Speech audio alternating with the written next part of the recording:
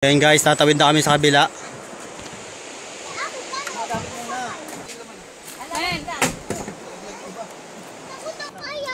Uy, ang galing. Ano yun? Sapatos. Sa likod yung iba. Ay nako. Upo! Malikot. Ihulog yun na kayo isang bata dyan. Ano ba nagbibidyo ang tao dito? Sigaw na lang. Lala, tataog na. Lala. Lulot talaga yan. Wow, nakaupo pa siya. Wala, yun ang mami niya patay ka ngayon. Kaya ihulog ko na. Ihulog. Tawid na kami guys. Kami sa balsa. Backroad eh. Babaw lang, hanggang tuhod lang. Malalim yan dyan. So inihila lang siya guys para makatawid.